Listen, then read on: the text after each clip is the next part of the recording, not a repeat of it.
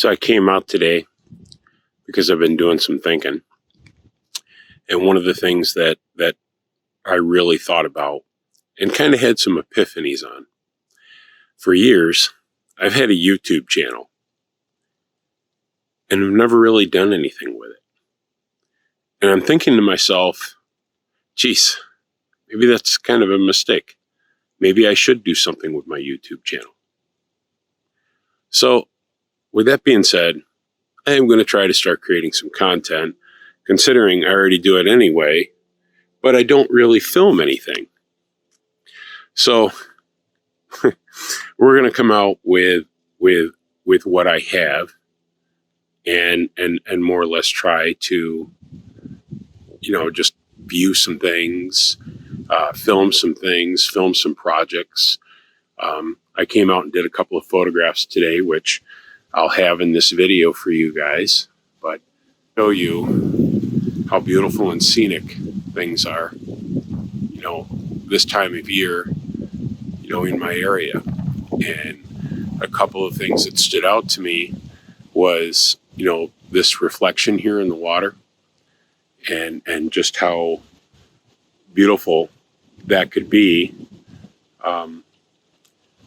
Especially if I'm able to, keep this bridge somewhat out of the area, which, I could really make an interesting composition out of this right here too, which is not necessarily a bad idea. But, when you get across everything and you just start looking, we have another beautiful reflection here.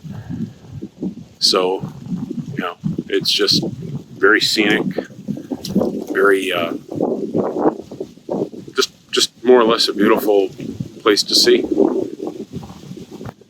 So something that I realized is one of the reasons I think that I've never really done anything with a YouTube channel is largely in part to having these great ideas and these concepts to do certain things with photos and videos.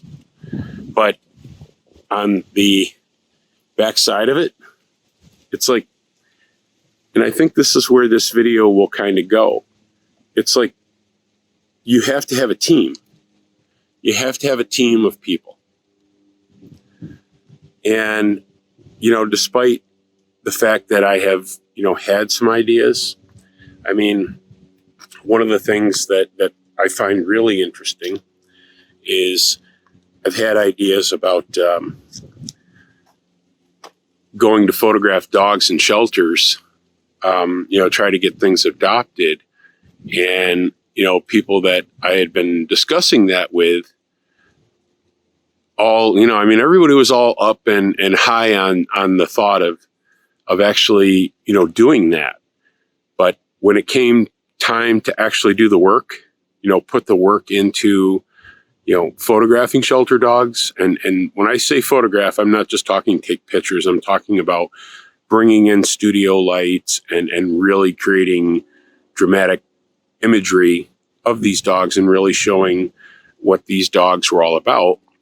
The most disturbing thing is everybody wants to be involved with this, but when it comes time to actually do the work, nobody wants to put the work in.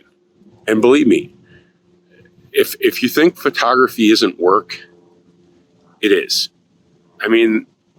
You look at some of the greats out there and what they do, and yeah, I guess the perception is they make it look easy. But the fact of the matter is none of it is easy. And one of the things that I kind of feel is more important when you're involved in photography is selecting your team. And I think that's where this discussion goes today, is because from my viewpoint and the way that, I have been grinding at photography for all these years and having some great ideas and concepts that I would just love to see in place and actually be done. I'll refer back to our dog shelter project. What I think is most unsettling about all that is I had that idea several years ago, and the people that were involved with it were people that were heavily into rescuing animals. And, I'd called a couple of shelters to explain to them what we wanted to do and set up some times and dates. And then of course, nobody can come in and assist or be a part of that project. So I think the most important thing is select your team. Now, there is a very talented dog photographer out there that, had basically done the same thing about 2 years after, or maybe she was doing it before. I don't know that for sure. But it led to a National Geographic show. And in my mind, I sit there and I think about that as missed opportunities.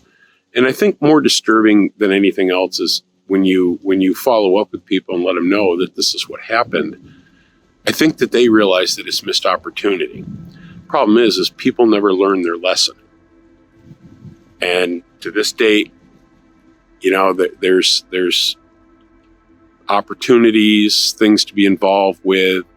And oddly enough, a lot of people don't necessarily want to put forth the effort to be involved in those types of things. So rule number 1, select your team, select it wisely, and make sure that you're doing things from an accountable standpoint. Okay. Tasks are assigned and people are responsible for those tasks. I'm going to snap a few photos.